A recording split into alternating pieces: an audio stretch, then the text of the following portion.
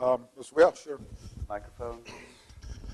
Yeah, I want to add some nuanced features to a comment you made a moment ago. You were reflecting on the bias, the built-in statistical assessment that your brain makes about the natural world, that you don't even control that. It's just working. Absolutely. And then that's what you're fighting against with any kind of politically correct comment that one would make in the face of it.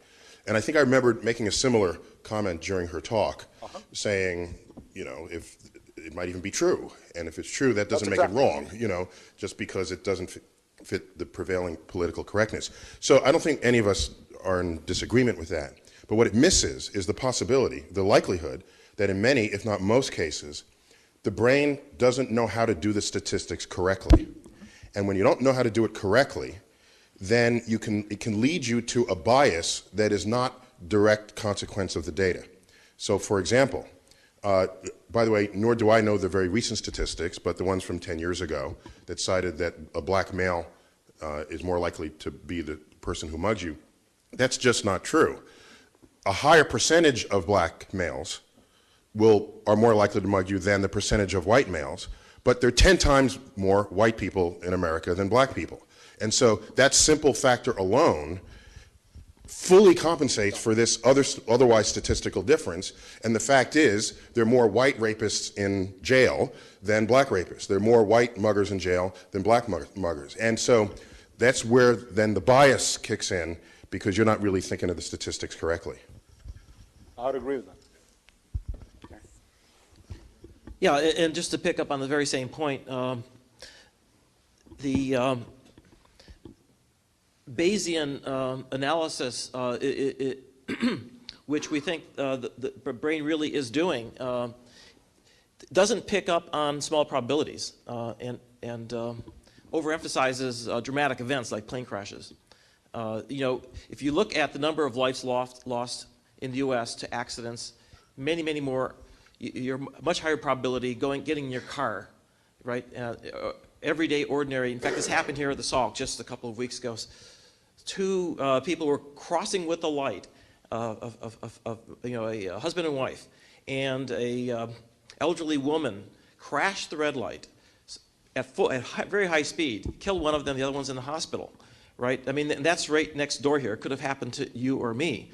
We're just not very good on the level of computing global probabilities. We're not very good. And let me make an extreme case of this. Let's suppose that 100% of all the muggings were by blacks. Let's just assume that's obviously wrong.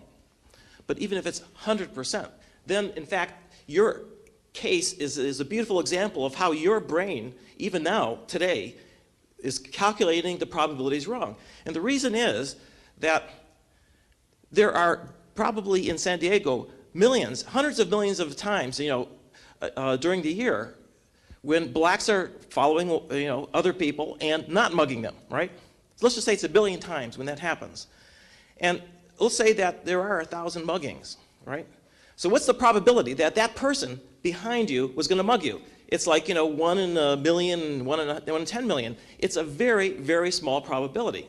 But no, thinking that, oh, all the muggings were by blacks, that's the wrong number to use. And we're very fallible when it comes to making that kind of deduction.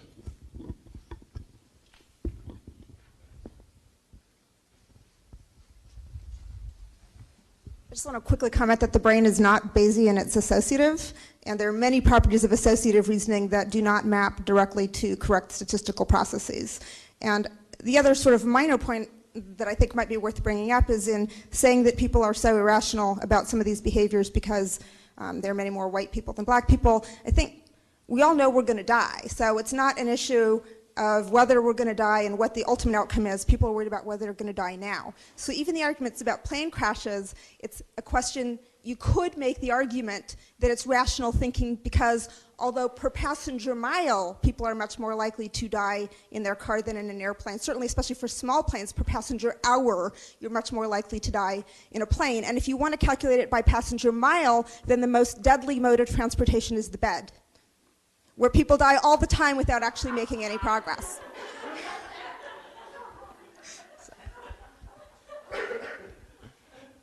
Could you just say who you are? Tony Bell, UC Berkeley, theoretical neuroscience. I just want to point out that the brain is neither Bayesian nor associative, but it's something and we don't know what it is yet.